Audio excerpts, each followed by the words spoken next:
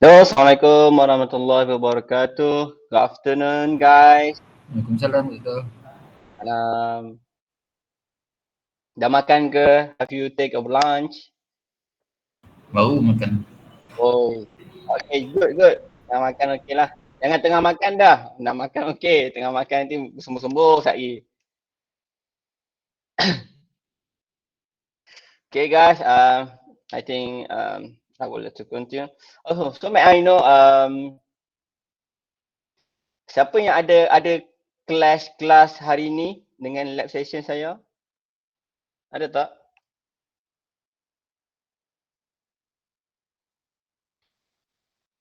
Oh, diam tanda setuju lah. Oh, Untuk saya tak ada rasa. tak ada ya? Okay, good, good, good.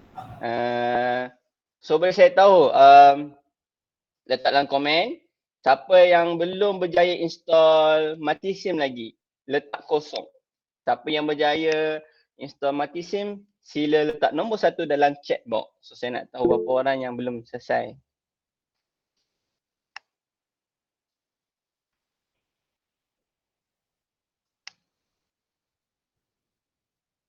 Oh, bagus, bagus, bagus. Good. Everyone has installed the Simulink, Multisim. Alright. So we have no problem to continue the first lab. So we just proceed the lab module. Later on, we will do analysis and prepare our lab report. So welcome to first lab. Again, I introduce myself. Myself is Dr. Amir. So we start our lab with kita al-Fatihah.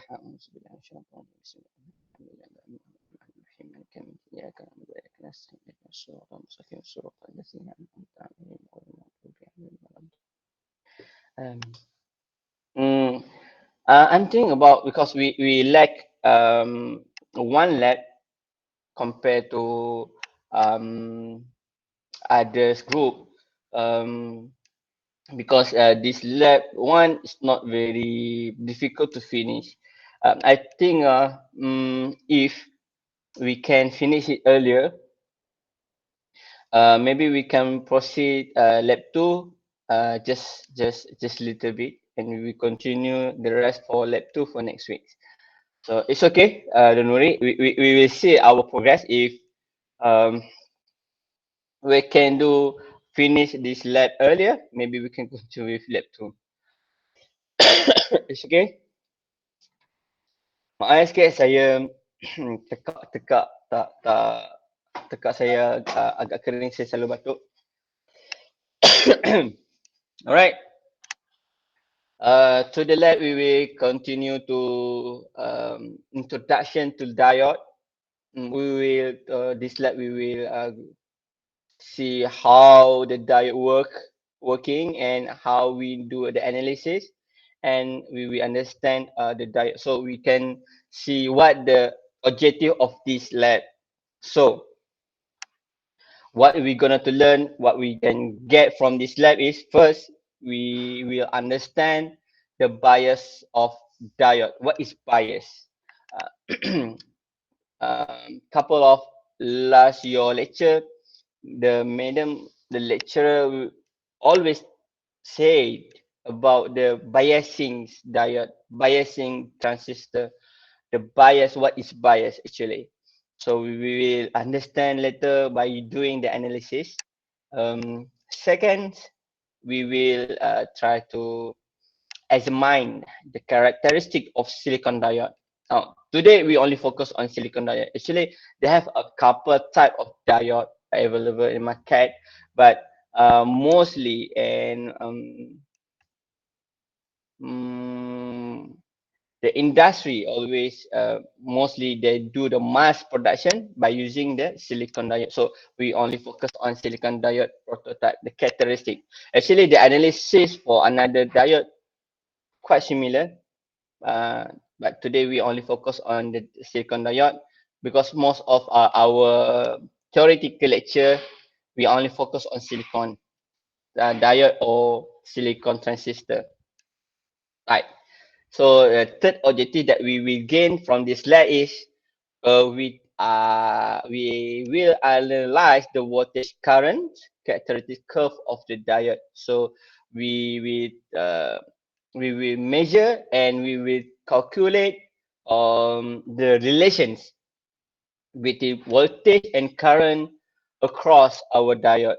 And from that, we can draw the characteristic curve of our diode and see the relations between those elements. Okay, that's our mission today to achieve this kind of three objectives. So first of all, our introduction, we will we will understand a little bit.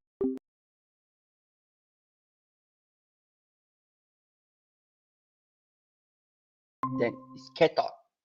Okay, current will flow through the diode from the anode to cathode. For resistor, the current is directly that is linearly proportional to the voltage across it, but a diode is nonlinear device in the sense of the current is not proportional to voltage current across it.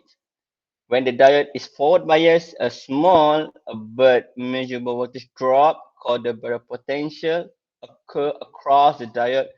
For the germanium diode, this value typically 0.3 volt, and for the silicon is approximately 0.7 in the room temperature. Okay, what is meant about?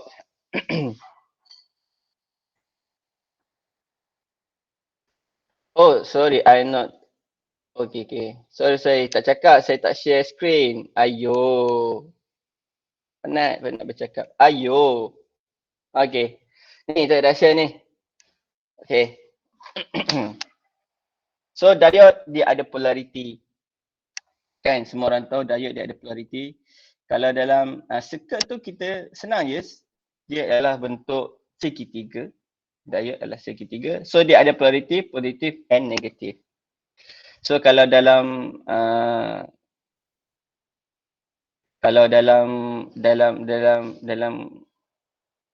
kita dalam panggil diagram, dia ada kalau transistor tu kita ada NPN kan. Learn with the lecture. We have a two type NPN. We have another PNP. So if we have NPN, we have three type regions. Start with N, middle with P, and the end with the N. However, for the diode, they only have two legs. So we deduct one. So we have only N and P. So P represent a lot of hole in the electron covalence. There are a lot of hole. So he tend to receive an electron. However, in the N area, we have a lot of electrons. We have a lot of electrons. Extra electron covalent inside the N region. So, however, in the normal cases, dose of electron not flow from N to P region because he has a barrier potential. So to force our electron to move away from N region to P region, move over there, it need some energy, some force that can move our electron to the pole or the hole. So if we have a circuit, we have power source, we have a current, we have the resistor, we have ground. So we need some amount enough energy to move the electron to make complete circuit operate. So how much force that we require to move the electron away to the next area? So for the diode type of silicon, it approximately need 0.7. So when the diode receives 0.7 volt such as energy to force the electron to move away, so these conditions we call a bias. When the diode can operate, we call it bias. So in this direction, positive to negative side, we call a forward bias. If we connect if in the reverse direction, is as a reverse bias. So kalau macam ni, kalau simbol dia macam ni lah. Ni resistor kita. So kalau positif ni dia akan operasi kita panggil forward bias. Kalau kita terbalikkan,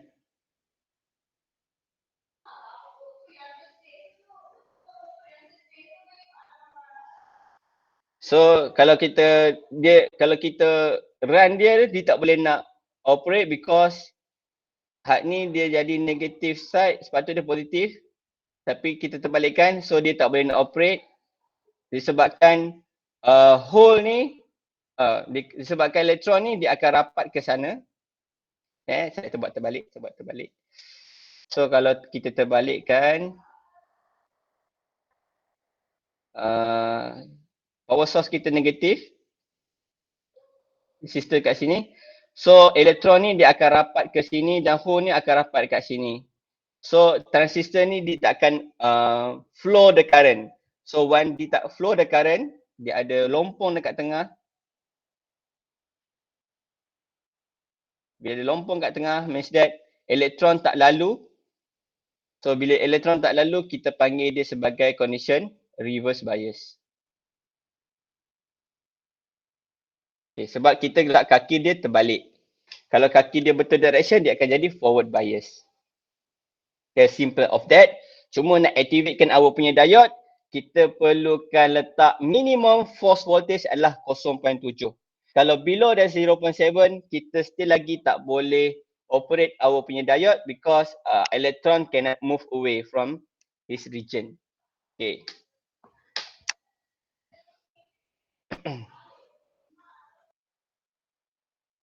Sekejap saya nak minum air set.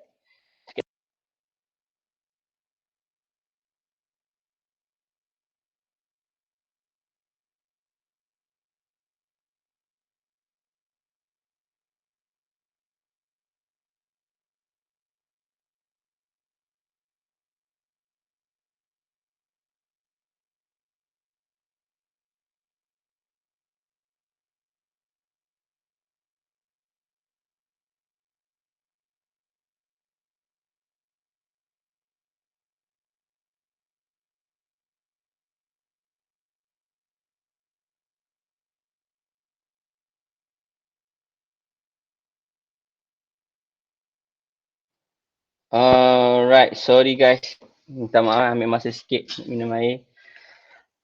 Okay, sekarang ni kita dah faham dah apa itu forward bias and reverse bias dan macam mana dia operasi, kenapa dia perlukan voltage.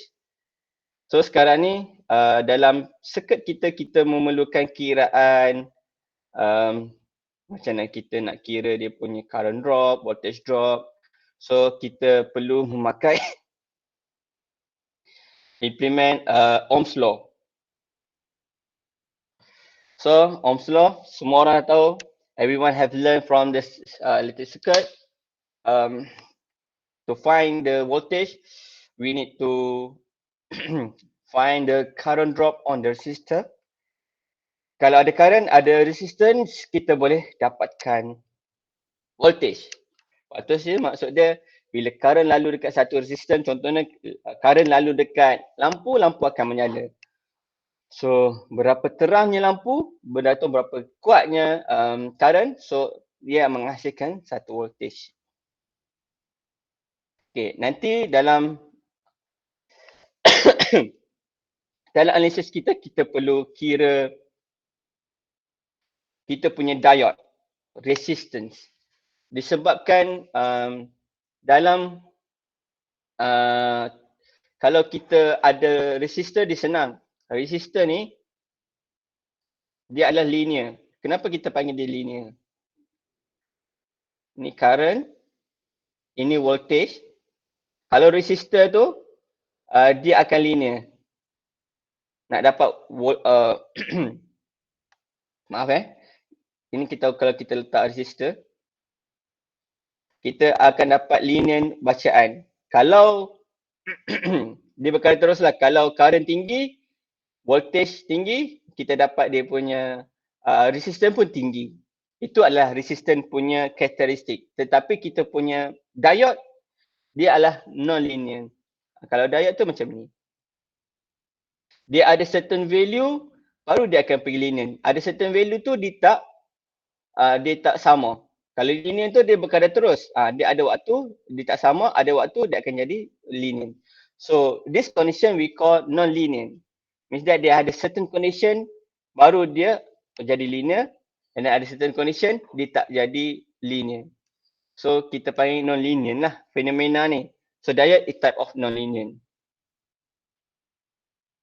So disebabkan our diode is non-linear, it's very hard to determine his resistance. So how do we capable to find resistance? Because when the device produce the voltage from the current, dia mesti dapatkan resistance. Sebab bila ada voltage, dia ada current, dia mesti ada resistance.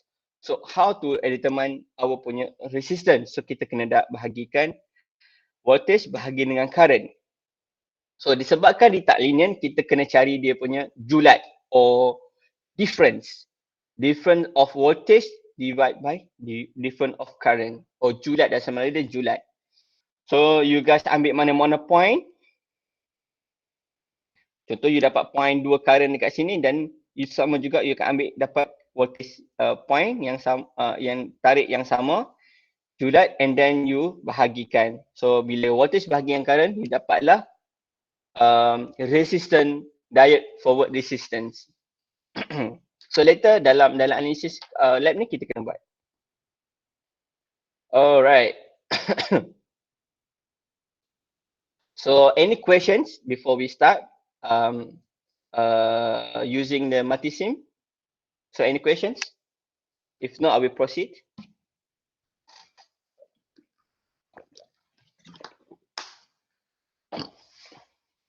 Any response? Boleh saya proceed tak? Oh, okay. Thank you. Alright, thank you Anis, thank you Tika, thank you Wei. So, sekarang kita nak tengok macam mana rupa kalau dia forward bias dan macam mana dia rupa reverse bias. So, dalam lab ni kita perlukan sedia beberapa komponen untuk setup. First, we have 1K resistance.